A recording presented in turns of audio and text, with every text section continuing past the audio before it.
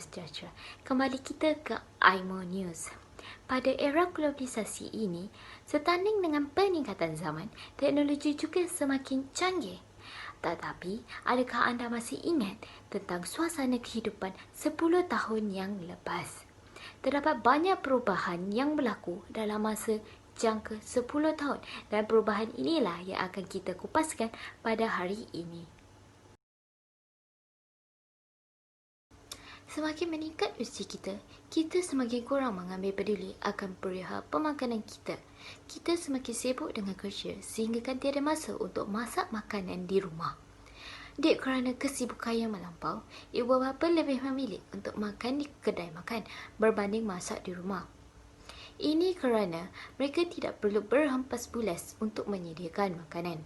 Selain itu, ketika menunggu makanan, mereka juga boleh mengeratkan hubungan silaturahim dengan berbual mengenai aktiviti yang dilakukan oleh mereka pada siang hari.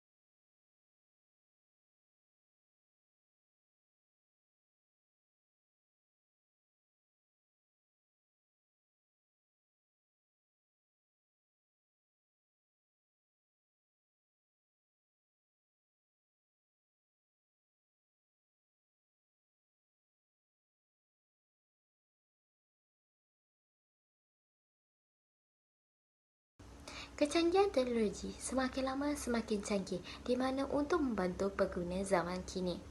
Pencipta aplikasi menggunakan masalah yang boleh dilihat daripada kalangan masyarakat dan diterjemahkan menjadi sesuatu untuk membantu mereka dalam kehidupan seharian mereka.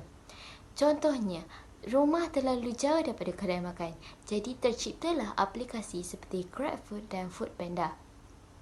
Restoran-restoran makanan segera yang terkenal mengambil peluang ini dengan menyediakan servis penghantaran seperti aplikasi tersebut.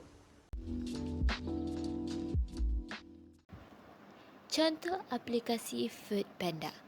Ia mempunyai bahagian menu daripada kedai-kedai makanan yang tiada servis penghantaran makanan kepada pelanggan. Selain itu, mereka juga melakukan servis penghantaran barangan runcit kepada pelanggan daripada kedai-kedai runcit yang menjual barangan keperluan yang diperlukan. Contoh aplikasi KFC. Perbezaan antara Foodpanda dan KFC. KFC mempunyai bahagian promosi di mana mereka menawarkan harga murah produk makanan mereka. Selain itu, mereka juga mempromosikan tentang menu-menu baru di dalam menu mereka. Bermain merupakan satu kegiatan yang amat disukai oleh kanak-kanak. Bermain bukan sahaja memberi keseronokan, malah membentuk struktur sosialis, pemikiran dan komunikasi kanak-kanak terhadap persekitarannya. Pernahkah anda terfikir bahawa zaman kini jauh berbeza berbanding dengan zaman dahulu? Jika dahulu semuanya dilakukan secara tradisional, mereka banyak habiskan masa dengan bermain bersama rakan-rakan di luar rumah dan berseronok untuk mengeluarkan peluang. Ini kerana bagi mereka keseronokan itu paling penting. Permainan tradisional merupakan permainan yang dimainkan oleh generasi pada zaman dahulu, iaitu pada zaman nenek moyang kita sejak dahulu lagi. Antara permainan tradisional masyarakat Melayu ialah batu seremban, teng-teng, baling slipper, baling tin, guli, kasing, layang-layang, tarik upin dan lompat getah. Pada hari ini, didapati permainan tradisional semakin kurang atau tidak lagi dimainkan oleh kanak-kanak. Faktor tempat, masa dan jenis permainan itu sendiri memberi impak terhadap perkembangan permainan tradisional. Pada masa kini, permainan tradisional tidak lagi menjadi permainan utama bagi generasi kini. Batu seremban dikenali sebagai batu selambut atau seremban yang gemar dimainkan oleh kanak-kanak perempuan. Biasanya dimainkan secara individual atau secara berkumpulan antara dua atau lebih. Permainan ini memerlukan beberapa biji buah, guli kaca, biji getah, anak batu kerikil atau ketulang-ketulang objek yang lain yang berbentuk bulat dan lazimnya sebanyak 5 biji. Selain itu, karung kain yang dijahit dan diisi dengan biji saga, pasir dan sebagainya juga digunakan. Batu seremban selalunya dimain pada waktu lapang di dalam rumah atau di mana sahaja yang mempunyai permukaan rantai yang rata. Kemahiran yang diperlukan ketika bermain adalah melambung dan menangkap. Permainan ini akan bermula dengan peringkat pertama iaitu peringkat mudah di mana sebiji buah yang dinamakan buah 1 sehingga ke peringkat yang lebih sukar atau peringkat yang teratas dinamakan buah 7. Kebanyakan permainan masa kini menerapkan kaedah bermain sambil belajar yang dapat meningkatkan keseronokan dan menarik minat kanak-kanak terhadap sesuatu perkara yang baru. Generasi muda, terutamanya kanak-kanak, kini kurang terdedah dengan kebudayaan permainan tradisional. Mereka lebih terdedah dengan permainan video atau dikenali sebagai video game. Permainan video atau video game ialah permainan elektronik yang melibatkan tindak balas antara muka pengguna iaitu dikenali sebagai user interface untuk menghasilkan maklumat visual di sebuah peranti video. Dengan kanak-kanak hari ini telah didedahkan dan mempunyai pelbagai gadget permainan berteknologi seperti komputer, komputer riba, digital camera, tablet komputer dan PSP yang dapat menarik perhatian mereka. Malah, gadget yang paling popular ketika ini menjadi kegilaan kanak-kanak adalah tablet dan telefon muda ana. Sifatnya yang kecil, ringan, interaktif dan mudah dibawa ke mana menjadikan ia digemari ramai. Kebanyakan ibu bapa kini terlalu sibuk bekerja dan tiada waktu untuk bermain bersama anak-anak mereka. Antara permainan video yang terkenal dan menjadi kegilaan orang ramai ialah PlayerUnknown's Battlegrounds Mobile yang dikenali sebagai PUBG Mobile, Mobile Legends, Among Us, Plato, Call of Duty yang dikenali sebagai COD, Clash of Clans, Minecraft dan Crossy Road. PlayerUnknown's Battleground Mobile atau dikenali sebagai PUBG Mobile adalah versi mudah alih bagi PUBG yang terkenal untuk PC. Game ini dilancarkan pada 2018 dan game ini seringkali menjadi bualan orang ramai.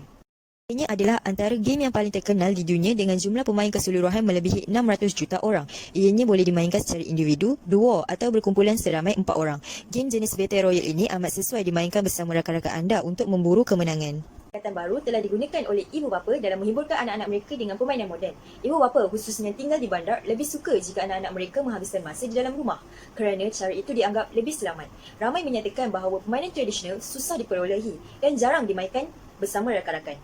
Bagi mereka, permainan tablet dan komputer lebih menyeronokkan, berwarna dan terdapat banyak pilihan permainan yang mudah dimainkan dengan hanya menekan menggunakan jari. Seterusnya, saya akan membincangkan tentang pusat membeli belah. Seperti yang kita tahu, pusat membeli belah ataupun pasaraya menjadi tumpuan utama dalam kalangan masyarakat di negara kita. Hal ini kerana terdapat pelbagai kompleks perniagaan di dalam pusat membeli belah yang menjual barangan-barangan keperluan ataupun barangan-barangan harian seperti pakaian, barang elektrik ataupun barang-barang runcit. Selalunya, pusat membeli belah atau pasaraya lebih dikunjungi ramai, tidak kira bangsa dan umur ketika berlangsungnya jualan hebat ataupun jualan murah. Akan tetapi, akan ada segelintir pihak yang sukar untuk ke pasaraya kerana sebab-sebab tertentu seperti terletak jauh di luar bandar ataupun tiada kenderaan. Ini merupakan salah satu pusat membeli belah di negara kita. Pusat membeli belah ini menjadi tumpuan ramai tidak kira umur maupun bangsa. Jika kita lihat, terdapat pelbagai perniagaan yang terletak di kiri dan kanan laluan.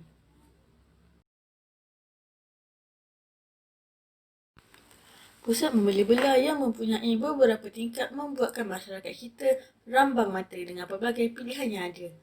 Mereka terpaksa bersesak demi membeli barang yang dihajati. Situasi ini juga menyebabkan anak-anak kecil kurang selesa. Hal ini kerana mereka mudah rimas jika terlalu ramai orang.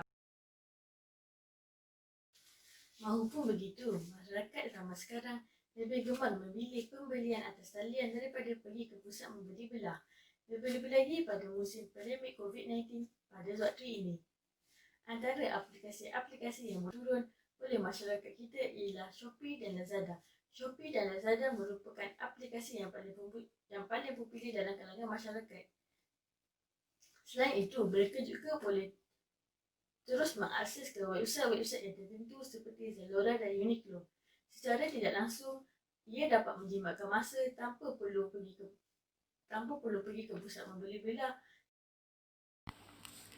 Ini merupakan antara aplikasi yang popular dalam kalangan masyarakat zaman kini.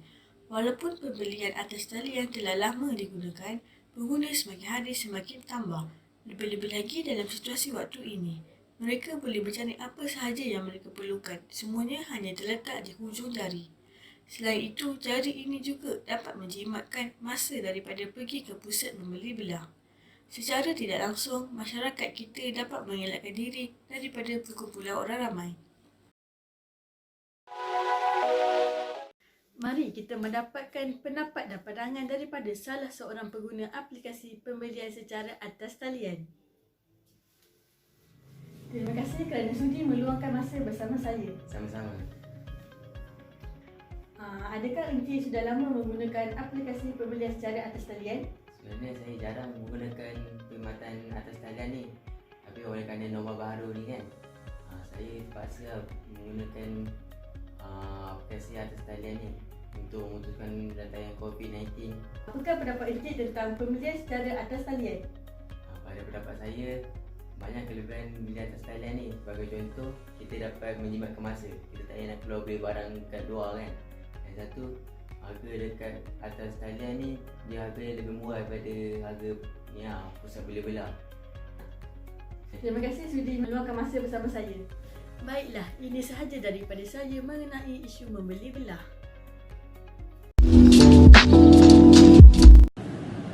Di dalam situasi pandemik COVID-19 ini telah mengubah gaya hidup bagi pelajar sama ada dari IPT atau sekolah dari segi proses pembelajaran.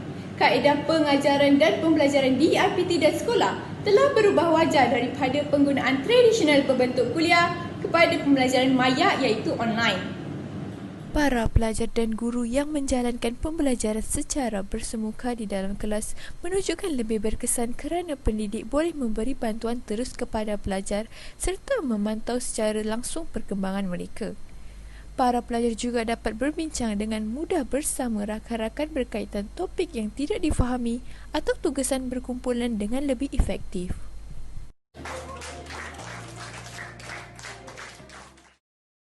Namun, gaya hidup ini telah berubah. Pandemik ini menyebabkan Kementerian Pendidikan mengarahkan universiti dan sekolah ditutup dan tidak mengadakan kelas secara bersemuka untuk mengurangkan penularan jangkitan.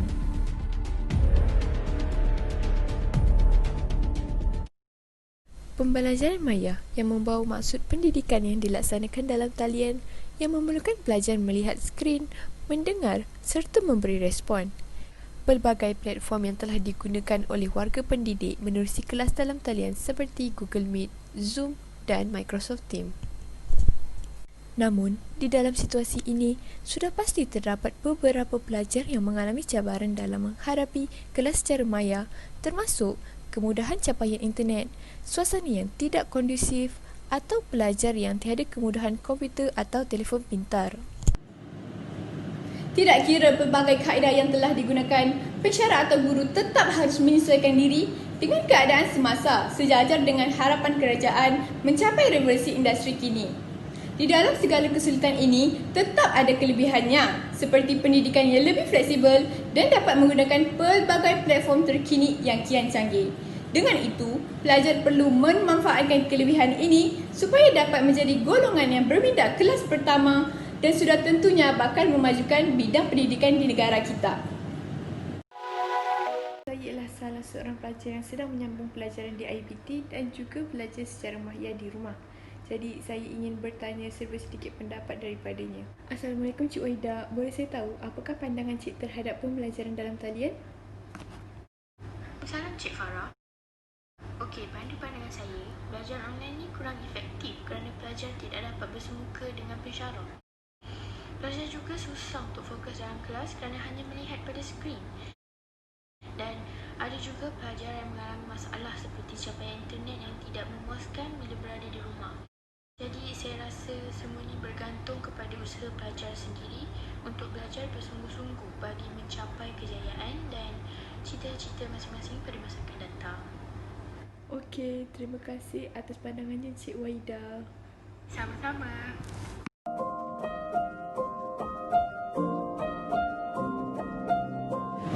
Dengan perubahan besar pada gaya hidup kini yang juga memberi kesan positif kepada kita seperti kehidupan yang semakin maju, janganlah pula kita lupa pada gaya hidup dahulu yang telah dilalui. Sampai di sini sahajalah pertemuan kita. Budayakan norma baru dan bersama-samalah kita mengamalkan gaya hidup kini untuk memutuskan rangkaian jangkitan COVID-19 ini. Sekian, terima kasih.